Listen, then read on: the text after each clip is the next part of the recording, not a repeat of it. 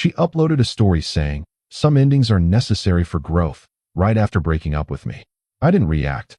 Months later, she removed it after watching my growth while hers didn't turn out the way she expected.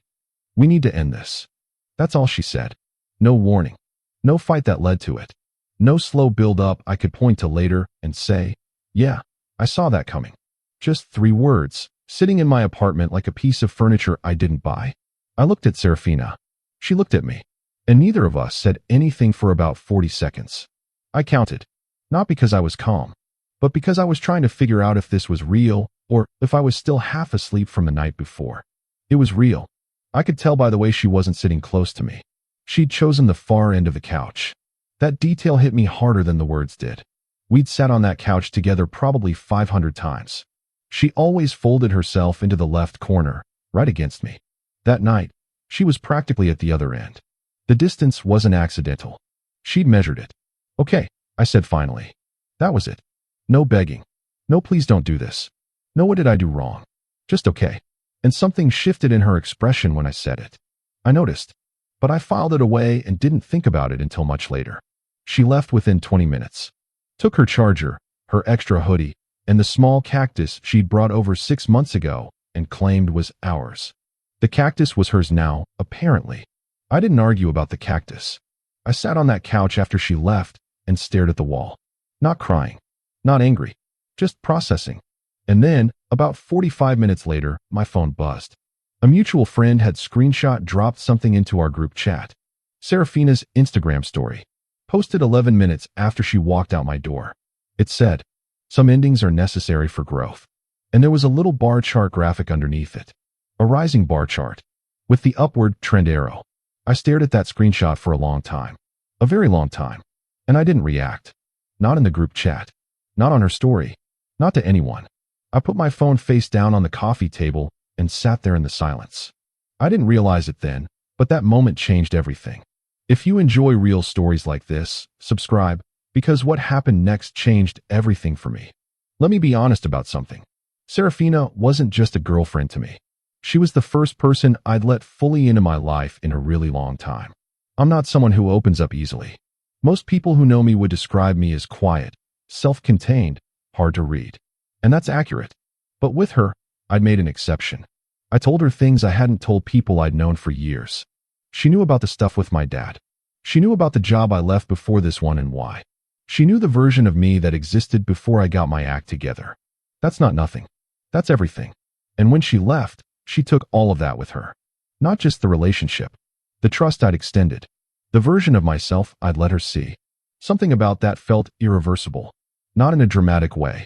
In a quiet, structural way. Like a wall you spend years building, and then someone walks through it, and then the wall is just gone. You can rebuild, but it's never the same wall.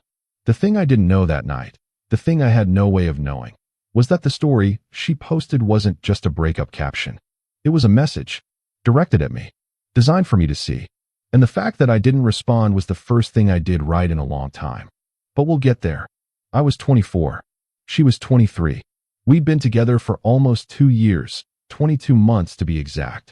We met through a mutual circle at an event in Brooklyn. She was funny, sharp, had a way of saying things that made you think she'd been saving them up for the right moment. I liked that about her immediately. We were serious within 3 months. Living in each other's spaces by month 7. I'm not going to give you the whole history right now. What matters is that this wasn't casual. This was real, built, invested. Which is exactly why what she did hurt the way it did. The story stayed up for 24 hours. That's how Instagram works. But in that 24 hours, 3 people texted me about it.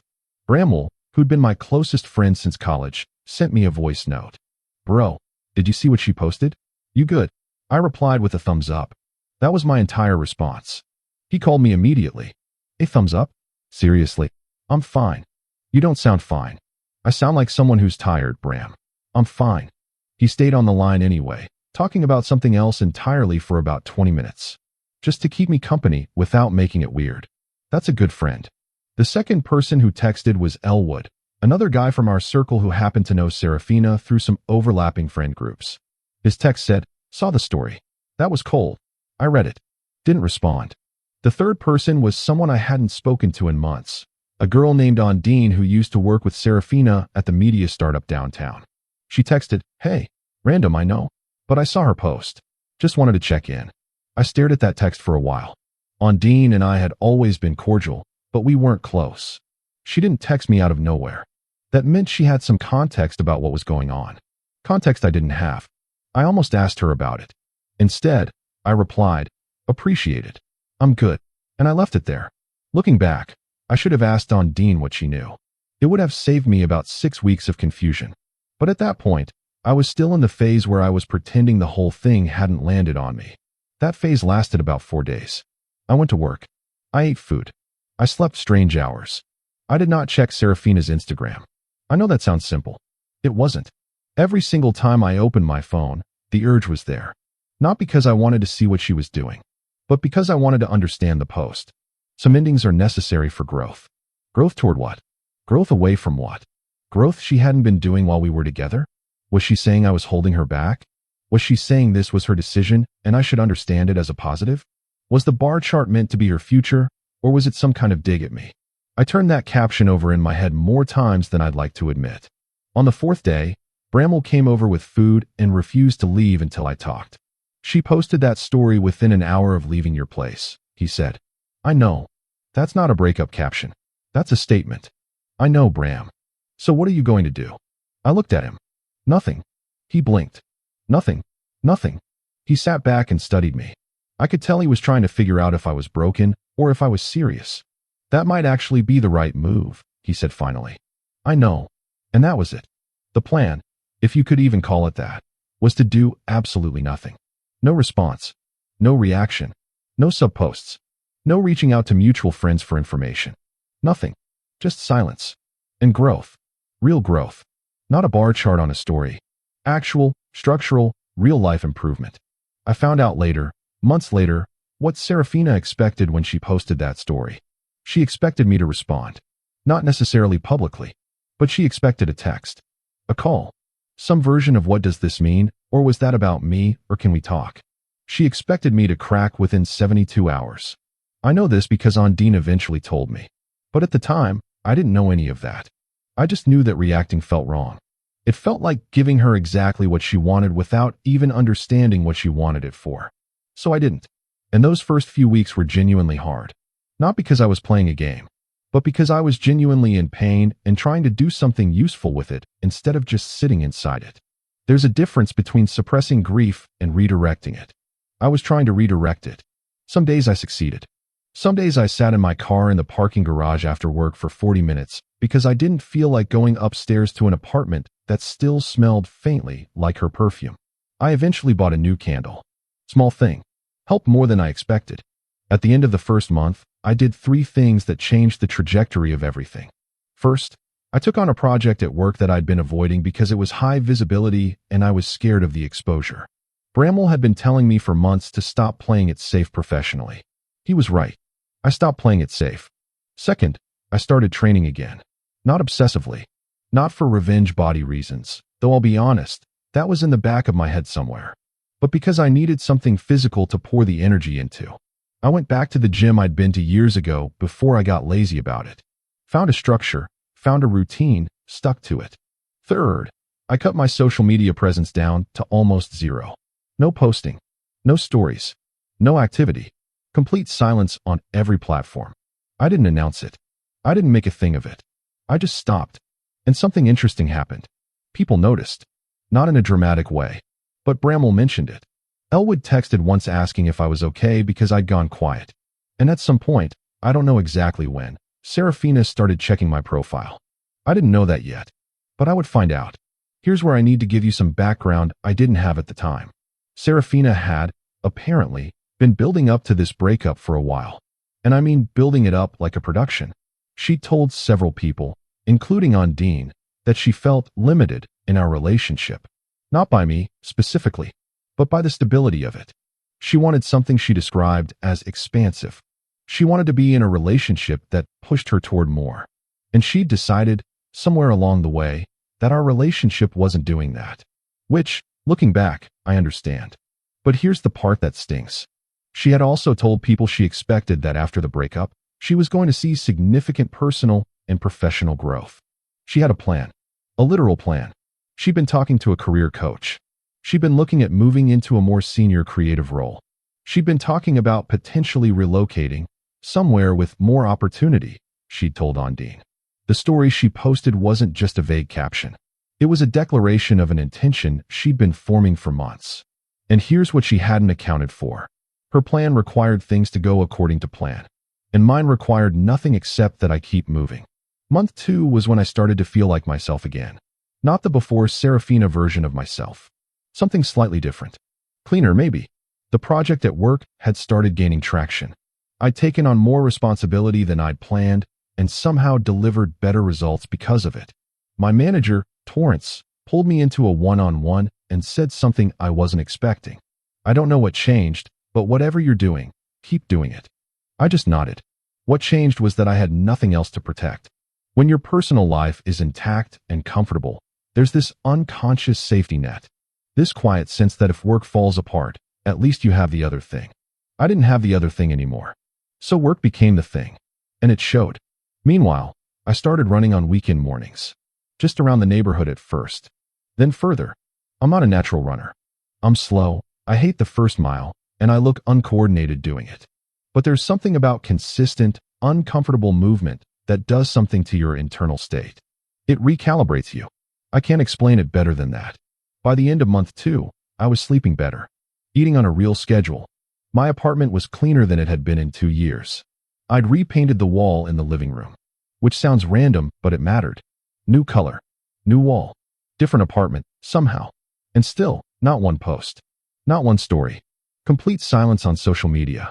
It was Bramwell who told me first. We were getting food on a Tuesday evening, sitting at a table near the window. He was on his phone, scrolling. And then he looked up at me with this specific expression. The expression he makes when he has information he doesn't know how to deliver. What? I said. Nothing. Bram. He put his phone down. She's been viewing your LinkedIn. I paused. How do you know that? Because I can see who views mine, and she's been on mine too, and the timing is strange. And I checked. Your profile shows views from her company's domain. It's not hard to figure out. I sat with that for a second. She's probably just keeping tabs generally. It doesn't mean anything. Maybe, he said. But the way he said it suggested he didn't think that. I let it go. For now. The project I'd taken on at work turned into something bigger than anyone had anticipated.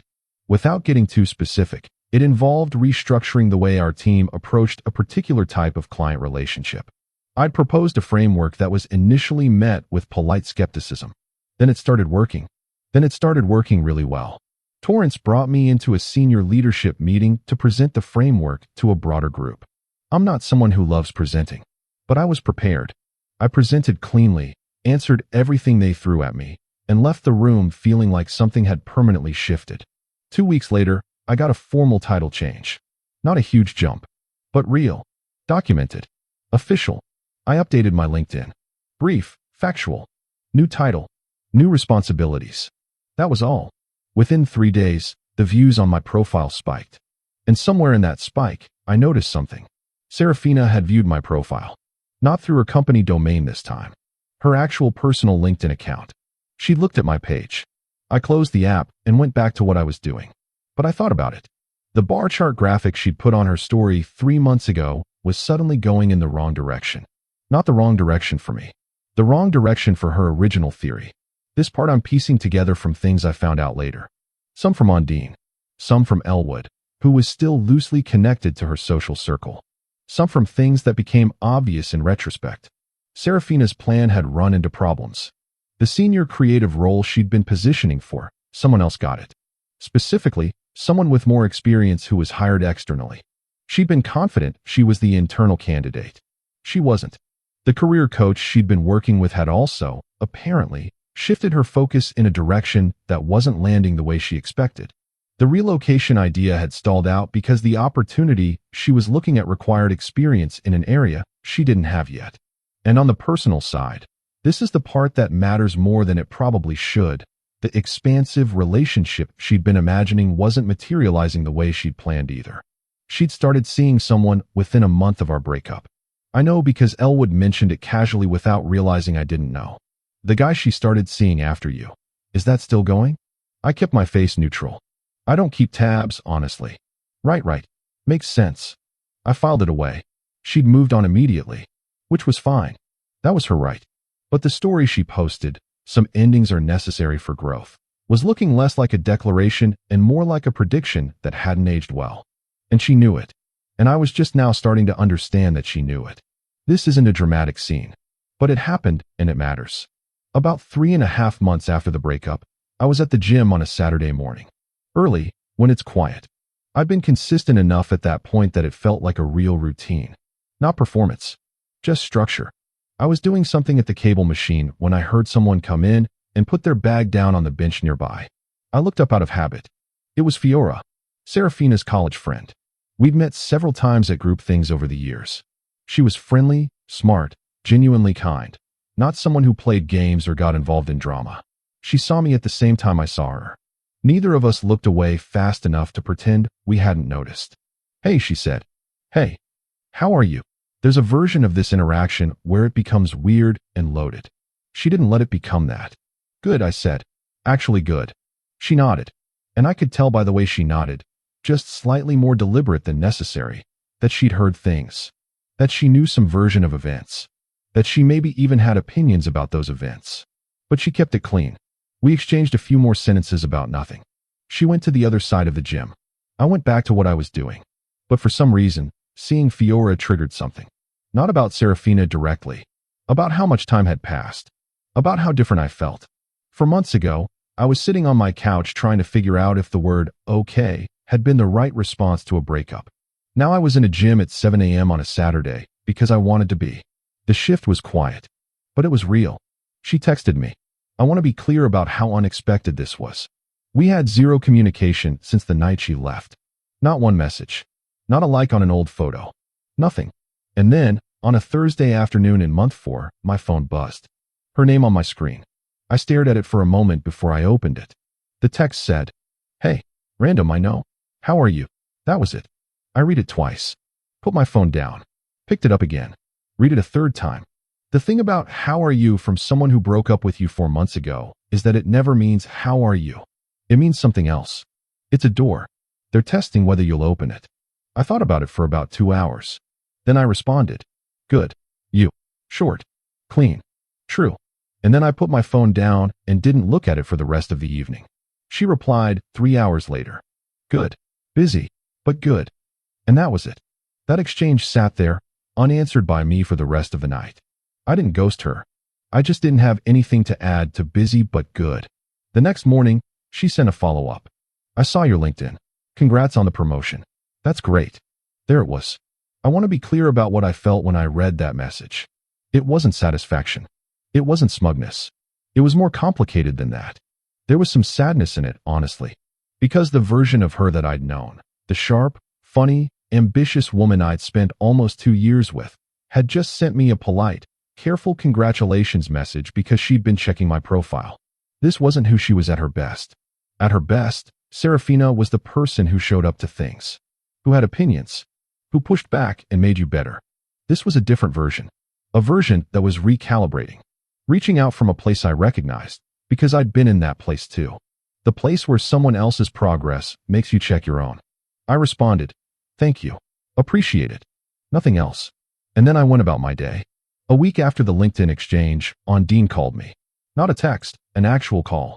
I answered it because I was curious. "Can I tell you something without it being weird?" she said.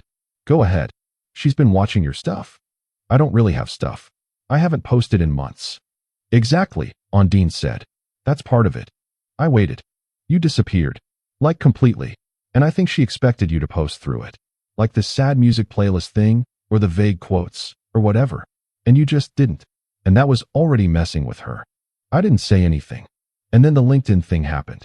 And then someone from your old gym, who she follows, posted a photo at the gym and you were in the background. "I didn't know about that. You look good. You look different." There was a pause. And I think she realized the story she posted. The growth one. She realized it was going in the opposite direction than she'd planned. "I'm sorry she's going through that," I said. And I meant it. I genuinely meant it. "I know you do," OnDealing said. which is probably also making this harder for her.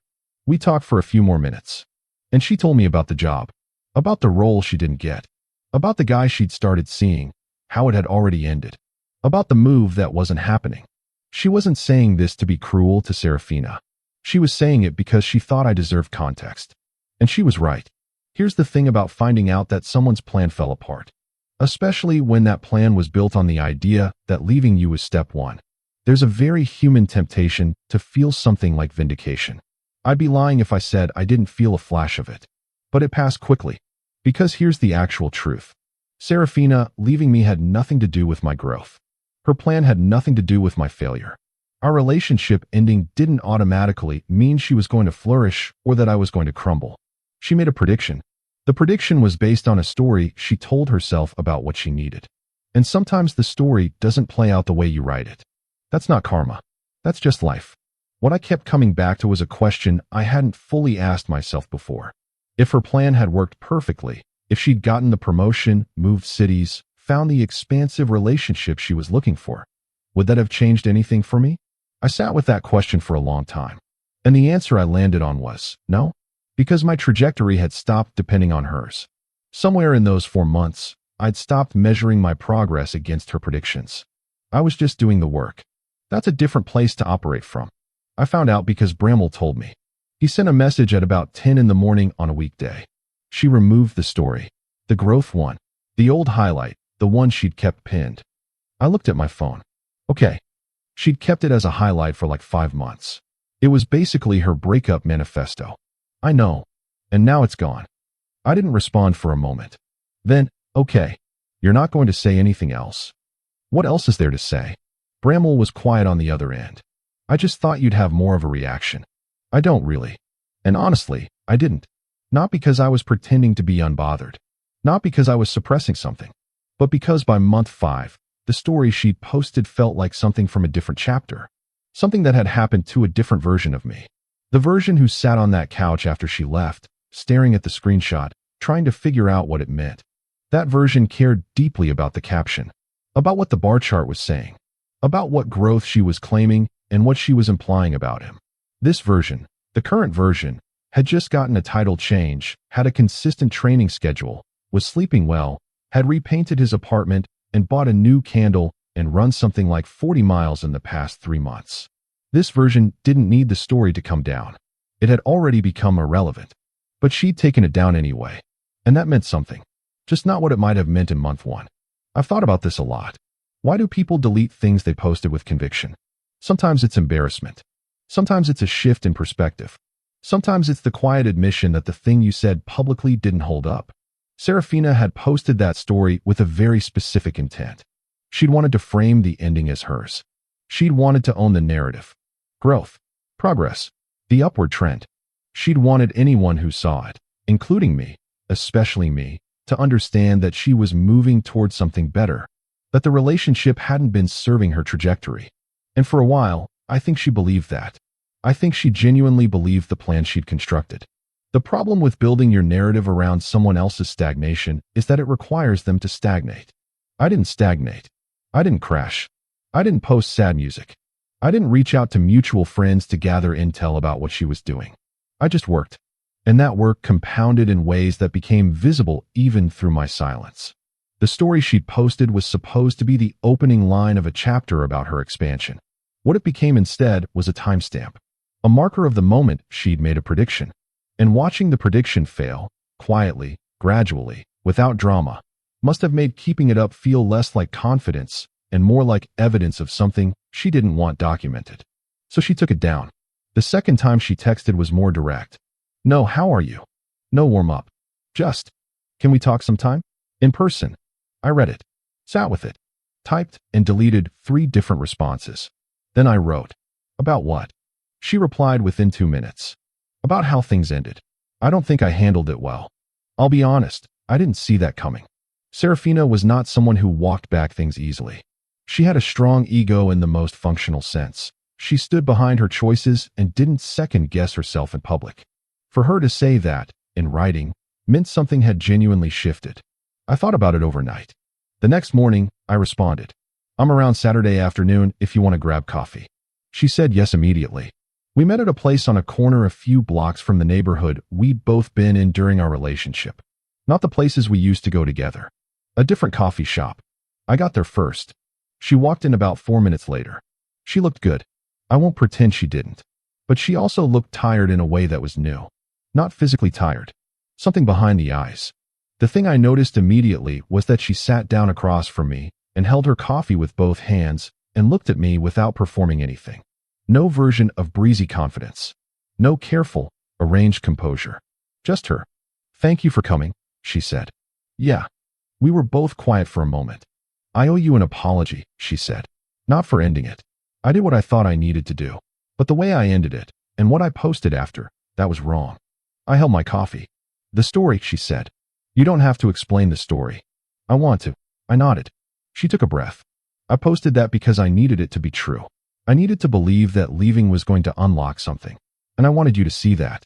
I wanted you to see that I was choosing growth over the relationship." Okay.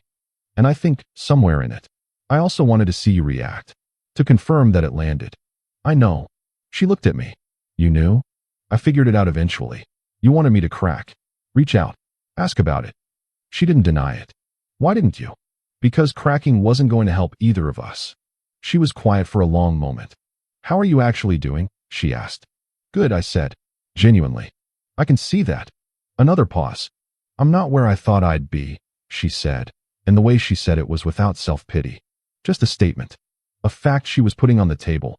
"I'm sorry," I said. "You don't have to say that." "I know. I mean it anyway." She nodded. We drank our coffee. We talked for almost an hour. Not about getting back together. Not about what went wrong in the relationship. Just about where we each were. What we were working on.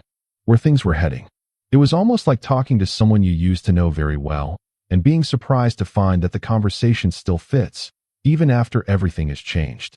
I told Bramwell about the coffee. He was quiet for a second. "So what does that mean? Are you too?" "No," I said. "It wasn't that kind of conversation." "Then what was it?" I thought about how to explain it. It was closure, I think. For both of us. But you got closure without the conversation.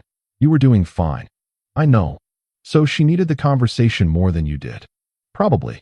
He sat with that. "Does that bother you?" I thought about it honestly. "No. I'm not angry at her. I was for a while. But it passed. Because your life improved. Partly. But also because I eventually understood her better than I did when we were together." Bramwell looked at me with that expression again. The one that means he has thoughts he's figuring out how to word. "She posted that thing thinking it would define the story," he said. "And then it just became a record of a prediction that didn't happen." "Yeah. And removing it didn't change anything. It just meant she stopped looking at it herself." "Exactly. Here's the thing I didn't fully see until very late. Serafina and I had been happy. Really genuinely happy for probably the first year of our relationship. But somewhere in the second year, she started feeling a gap between where she was and where she wanted to be. And instead of identifying that gap as something internal, something she needed to work on independently of us, she mapped it onto the relationship. She told herself we were the problem. That the stability, the comfort, the known quantity of us was what was dulling her edge. I understood that logic. I even sympathized with it. Because I'd done something similar years before, blamed an external circumstance for an internal restlessness. The difference is that when you mistake an internal issue for an external one, you can change the external thing and the internal issue follows you. She left the relationship looking for expansion. The expansion didn't show up the way she'd planned. Because the work was always internal. The career stuff, the relationship stuff that didn't work out, none of it was because she was in our relationship. It was because she hadn't done the internal work that the changes required. And I think, by the time we had coffee, she was starting to see that. Not fully, but the edges of it. I'm not going to turn this into a highlight reel. But here's what month 7 looked like. I was waking up before my alarm most mornings. That sounds small. It isn't. When you're in a bad internal state, the alarm is an enemy. When you've built something to wake up for, you're already ahead of it. The work project had developed into something ongoing. Torrance had looped me into a broader initiative that had visibility across multiple departments. My name was on things. Real things. Not just effort. Outcomes. I had started doing something on the weekends that I hadn't done in years, going to things alone. Shows. Exhibits. Walks in parts of the city I didn't know. not to perform independence, because I actually wanted to. I'd reconnected with a few people I'd let drift during the relationship. Not dramatically, just picked up threads, sent a message, had a meal. The quiet kind of rebuilding that doesn't look like much but compounds slowly. And I had posted, once, a single photo on Instagram. Just me at a spot I'd run to on a Saturday morning. No caption, just the image. Within an hour, it had more engagement than anything I'd posted in the last 2 years, which told me something about what presence looks like after absence. But more than the engagement, I'd posted because I felt like it. Not to signal anything, not to anyone, just because it was a good morning and I was in it. I want to say something about the word growth, because Serafina put it on a story with a bar chart, and it got a lot of attention, and it implied a very specific kind of thing. The upward trend, the trajectory, the before and after. But real growth doesn't look like a bar chart. Real growth looks like waking up slightly less behind yourself than you were last month.